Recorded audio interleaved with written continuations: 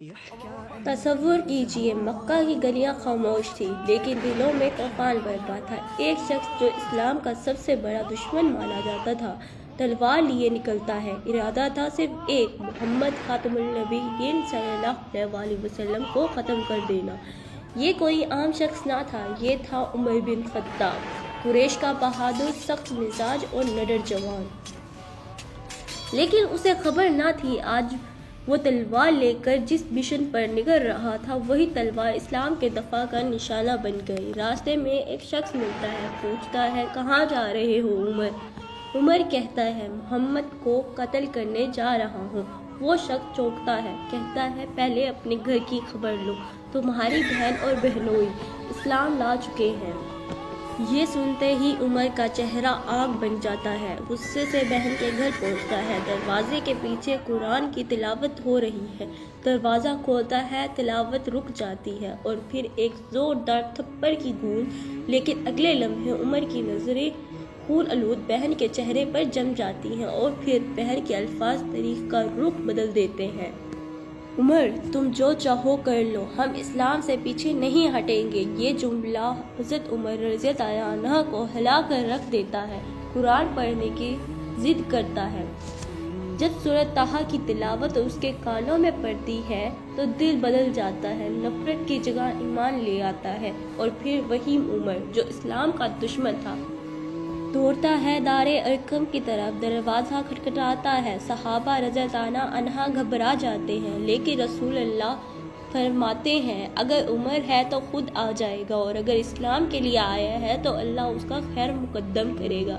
دروازہ کھلتا ہے، عمر اندر داخل ہوتا ہے اور جب زبان سے یہ الفاظ ادا کرتا ہے اشہد ان لا الہ الا اللہ واشہد ان محمدا عبدہ ورسولہ، تو آسمان خشک ہو جاتا ہے، زمین ہل جاتی ہے اور فرشتے نعرہ لگاتے ہیں اللہ اکبر، عمر نے اسلام قبول کر لیا۔ جب حضرت عمر رضی اللہ عنہ نے اسلام قبول کیا تو مکہ کی فضا بدل گئی۔ دار ارقم میں موجود مسلمان خوشی سے اللہ اکبر کے نعرے لگانے لگے۔ لیکن حضرت عمر رضی اللہ عنہ نے صرف ایمان لانے پر اکتفا نہیں کیا، وہ اٹھے اور کہا کیا ہم حق پر نہیں، پھر چھپ کر کیوں عبادت کرتے ہیں؟ یہ کہہ کر حضرت عمر رضی اللہ عنہ نے اعلان کیا آج سے نماز بھی کھلم کھلا پڑھیں گے اور اللہ کا دین بھی کھلم کھلا پھیلائیں گے۔ اور پھر طریق کا پہلا کھلا قافلہ ایک طرف حضرت حمزہ رضی اللہ عنہ اور دوسری طرف حضرت عمر فاروق رضی اللہ عنہ، اور درمیان میں نبی کریم خاتم النبیین صلی اللہ علیہ وسلم، اور پیچھے پیچھے صحابہ کرام رضی اللہ عنہ۔ یہ قافلہ خانہ کعبہ کی طرف بڑھتا ہے۔ قریش کے سردار حیران رہ جاتے ہیں کہ آج تک اسلام کا چراغ چھپایا نہیں جا رہا، بلند کیا جا رہا ہے۔ قریش کے لیے یہ لمحہ قیامت کا تھا، کیونکہ جس عمر سے وہ اسلام کو ختم کروانا چاہتے تھے وہی عمر اب اسلام کا محافظ بن چکا تھا۔ حضرت عبداللہ بن مسعود رضی اللہ عنہ فرماتے ہیں حضرت عمر رضی اللہ عنہ کے اسلام لانے کے بعد ہم عزت کے ساتھ نماز پڑھنے لگے اور دین کو کھلے عام بیان کرنے لگے۔ حضرت عمر رضی اللہ عنہ صرف ایمان لانے والے نہ تھے بلکہ وہ اسلام کے قلعے بن گئے۔ بعد میں جنہیں رسول اللہ نے لقب دیا عمر الفاروق، حق اور باطل کے درمیان فرق کرنے والا۔ ہجرت کا واقعہ سب کے چھپ کر جانے کے باوجود حضرت عمر رضی اللہ عنہ کا اعلانیہ مکہ چھوڑنا۔ جب مکہ میں مسلمانوں پر ظلم حد سے بڑھ چکا تو رسول اللہ صلی اللہ علیہ وسلم نے صحابہ کو مدینہ کی طرف ہجرت کی اجازت دے دی۔ ہر صحابہ خاموشی سے چھپ کر نکل رہا تھا، راتوں کی تاریکی، چھپے قدم، کوئی دیکھ نہ لے، کوئی روک نہ لے۔ لیکن ایک شخص ایسا بھی تھا جس نے چھپ کر جانے سے انکار کر دیا، وہ تھا حضرت عمر بن خطاب رضی اللہ عنہ۔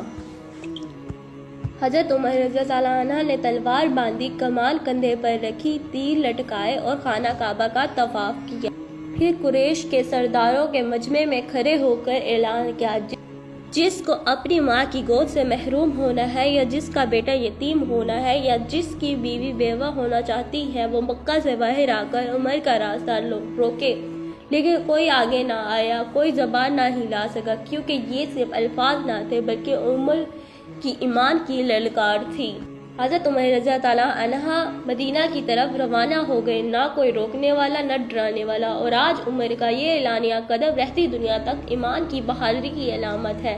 دوستو، سچا ایمان وہی ہے جو عمر فاروق رضی اللہ عنہ جیسا بے خوف ہو، جو حق کے لیے کھڑا ہو، چاہے زمانہ مخالفت کرے۔ اللہ اکبر! عمر نے صرف اسلام قبول نہ کیا، اسلام کو عزت دے دی۔ حضرت عمر فاروق رضی اللہ عنہ کی زندگی کا اگلا مشہور اور متاثر کن واقعہ ہے عادل فاروقی، ایک غریب عورت اور امیر المومنین کا۔ مدینہ کی رات خاموش تھی، لوگ سو چکے تھے، لیکن ایک شخص جو سویا نہ تھا وہ تھا عمر بن خطاب رضی اللہ عنہ، خلیفۃ المسلمین۔ کندھے پر ایک بوری تھی، ہاتھ میں ایک مشعل، اور قدم ایک جھونپڑی کی طرف بڑھ رہے تھے۔ کچھ دیر پہلے حضرت عمر فاروق رضی اللہ عنہ گشت کر رہے تھے، اچانک دور سے بچوں کے رونے کی آواز سنائی۔ پاس گئے، دیکھا ایک عورت ہانڈی میں پانی اور کنکر ڈال کر چولہا جلائے بیٹھی ہے اور بچے بھوک سے پلک رہے ہیں۔ حضرت عمر نے پوچھا، اے اللہ کی بندی، یہ کیا کر رہی ہو؟ عورت بولی، میرے بچے بھوکے ہیں، کچھ بھی نہیں ہے، ہانڈی میں پتھر ڈال دیے ہیں تاکہ وہ سمجھے کہ کھانا پک رہا ہے اور سو جائے۔ حضرت عمر رضی اللہ عنہ کا دل کانپ گیا اور پوچھا، تم نے خلیفہ کو خبر کیوں نہ دی؟ عورت بولی، کیا فائدہ، عمر تو ہمارا حال سے بے خبر ہے۔ حضرت عمر رضی اللہ عنہ فوراً بیت المال گئے، آٹے، گھی، کھجوریں، گوشت اور ایندھن کا تھیلا اپنی پیٹھ پر اٹھایا۔ خادم نے کہا، امیر المومنین، یہ آپ مجھ سے اٹھوائیں۔ عمر بولے، قیامت کے دن میرا بوجھ بھی تو تم نہیں اٹھاؤ گے۔ پھر خود وہ تھیلا لے کر عورت کے گھر گئے، ہانڈی خود چولہے پر رکھی، خود کھانا پکایا اور بچوں کو اپنے ہاتھوں سے کھلایا۔ جب بچے کھا کر ہنسنے لگے تو عمر بیٹھ کر خوشی سے انہیں دیکھنے لگے اور فرمایا، آج عمر اس وقت تک نہیں لوٹے گا جب تک بچوں کو ہنستے نہ دیکھ لے۔ دوستو، یہ تھا اسلام کا خلیفہ، نہ تخت نہ تاج، صرف عدل، صرف عاجزی، صرف درد امت۔ کیا آج ہم ایسا حکمران، ایسا دل، ایسی غیرت رکھتے ہیں؟ اللہ اکبر! یہ ہے عمر کا اسلام۔ اب اگلا عظیم ایمان افروز اور ویڈیو کے لیے شاندار واقعہ ہے، بیت المقدس کی فتح۔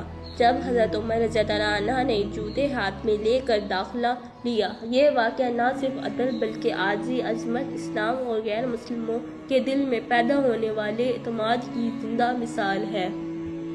سال 15 ہجری، بیت المقدس جب رومی حکومت تھی، برسوں سے ظلم و ستم کا شکار لوگ اب مسلمانوں کے امن و عدل کے منتظر تھے۔ جب اسلامی لشکر نے شہر کا محاصرہ کیا، عیسائی پادریوں نے کہا، ہم تب ہی شہر کی چابیاں دیں گے جب تمہارا خلیفہ خود آئے گا۔ پیغام مدینہ پہنچا۔ حضرت عمر رضی اللہ عنہ نے فرمایا، اگر چابیاں میرے ہاتھ سے لینی ہے تو عمر ضرور جائے گا۔ نہ لشکر ساتھ لایا نہ قافلہ، صرف ایک خادم اور ایک اونٹ، اور نٹ پر باری باری سوار تھے۔ یہاں تک کہ بیت المقدس نے قریب پہنچے، اس وقت اونٹ پر خادم سوار تھا اور حضرت عمر رضی اللہ عنہ خود ننگے پاؤں جوتے ہاتھ میں پکڑے اور کیچڑ میں چل رہے تھے۔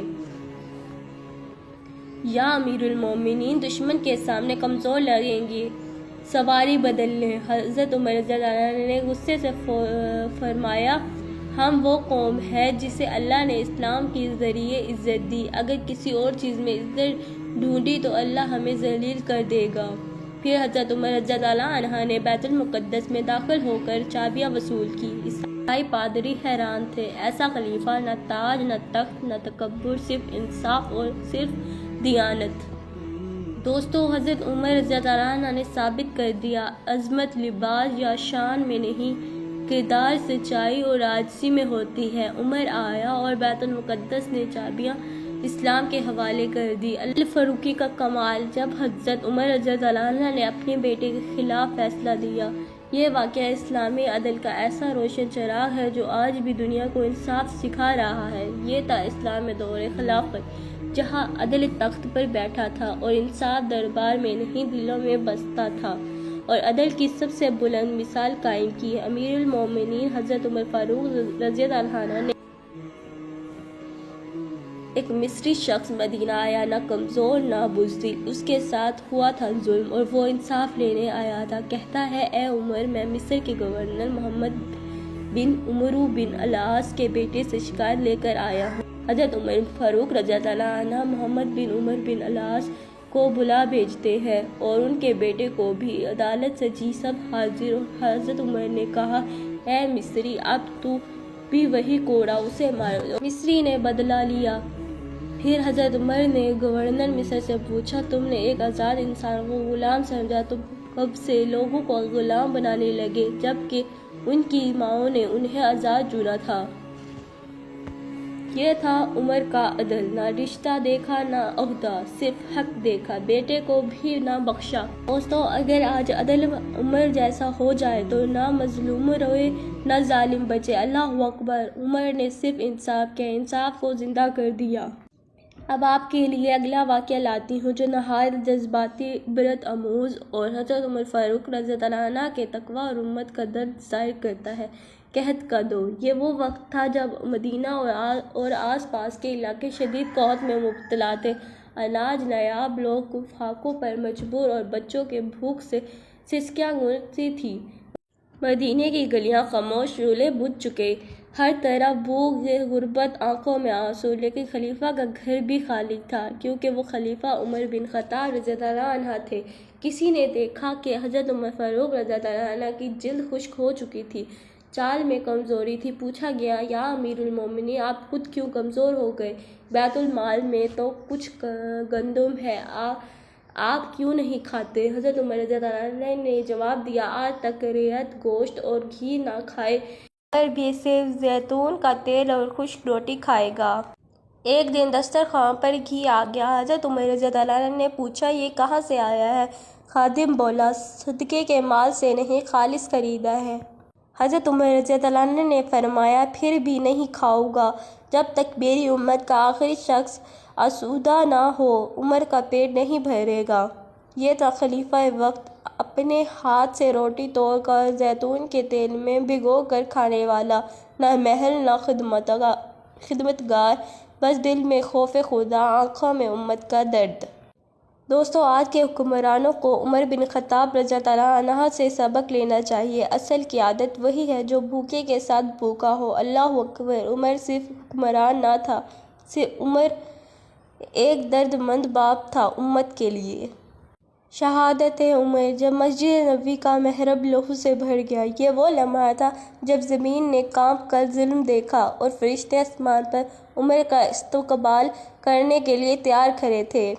ایک ایسا لمحہ جس نے پوری امت کو ہلا کر رکھ دیا۔ مدینہ کی صبح تھی، لوگ فجر کی نماز کے لیے مسجد نبوی میں جمع تھے اور امیر المومنین حضرت عمر بن خطاب رضی اللہ عنہ امامت کے لیے آگے بڑھے۔ نماز شروع ہوئی۔ پہلے رکعت میں قرآن کی تلاوت جاری تھی۔ اسی لمحے ایک ظالم مجوسی غلام ابو لؤلؤ فیروز نے ظاہر میں بجھی خنجر سے حملہ کر دیا۔ 1 2 6 وار خنجر کی نوک پر محراب میں دھس گئی اور محراب خون سے بھر گیا۔ حضرت عمر رضی اللہ عنہ گر پڑے اور فرمایا نماز مکمل کرو، مت چھوڑنا۔ پھر خنسی آواز میں پوچھا کیا میں نے نماز مکمل کر دی؟ لوگ بولے جی ہاں۔ حضرت عمر رضی اللہ عنہ نے سر جھکا لیا اور کہا الحمدللہ، جسے لباس چھوڑی ہوئی موت آئے وہ کامیاب نہیں۔ زخم اتنے گہرے تھے کہ کئی دن تک ہوش آیا اور گیا۔ جب ہوش میں آتے بس یہی کہتے کیا نماز کا وقت ہو چکا ہے؟ آخر کار وصیت کی مجھے میرے محبوب صلی اللہ علیہ وآلہ وسلم اور ابو بکر کے پہلو میں دفن کرنا۔ جب حضرت عائشہ رضی اللہ عنہا نے اجازت دی، حضرت عمر کی آنکھیں بھر آئیں اور فرمایا اللہ کا شکر ہے جس نے مجھے مصطفیٰ صلی اللہ علیہ وآلہ وسلم کے قدموں میں جگہ۔ دوستو، عمر دنیا سے گیا لیکن کردار، عدل، ایمان اور قربانی کا ایک ایسا باب چھوڑ گیا جو قیامت تک پڑھا جاتا رہے گا۔ اللہ اکبر۔ شہید محراب عمر فاروق رضی اللہ عنہ، ہم تجھے سلام پیش کرتے ہیں۔ اب پیش ہے عمر رضی اللہ عنہ کی آخری وصیت کا وہ تاریخی واقعہ جو ان کی تقویٰ، امت کی درد اور خلافت کے تصور کی آخری جھلک دکھاتا ہے۔ آخری وصیت۔ جب حضرت عمر رضی اللہ عنہ نے خلافت کا بوجھ مشورے کے سپرد کیا، زخم گہرا تھا، جسم کمزور، لیکن دل ابھی امت کی فکر میں زندہ تھا۔ یہ صرف حضرت عمر رضی اللہ عنہ کا آخری وقت تھا چند دن رہ گئے تھے۔ عمر رضی اللہ عنہ بستر پر تھے، زخم گہرے جسم نے ڈھال، لیکن زبان پر ایک ہی فکر، میرے بعد امت کا کیا ہوگا؟ صحابہ نے عرض کیا، یا امیر المومنین، کسی کو خلافت کے لیے نامزد فرما دیں۔ حضرت عمر خاموش رہے، پھر فرمایا، میں نے تو رسول صلی اللہ علیہ وسلم جیسا ہو کہ کسی کو واضح نامزد کروں، نہ حضرت ابو بکر رضی اللہ عنہ جیسا ہو کہ کسی پر اعتماد کر لوں۔ پھر کہا، میں خلافت کا فیصلہ صرف 6 افراد کے سپرد کرتا ہوں جو 10 مبشرہ میں سے ہیں، عثمان، علی، زبیر، طلحہ، عبد الرحمن بن عوف اور سعد بن ابی وقاص۔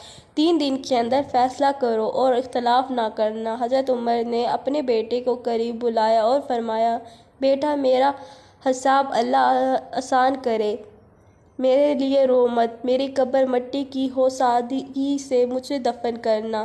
پھر رو پڑے، کاش میں مٹی ہوتا، کاش میرے کوئی چرواہا ہوتا اور خلافت کا بوجھ نہ اٹھاتا۔ یہ تھے عمر جنہوں نے عدل کیا، خوف خدا میں جائے اور امت کی فکر کرتے ہوئے دنیا میں سے رخصت ہوئے۔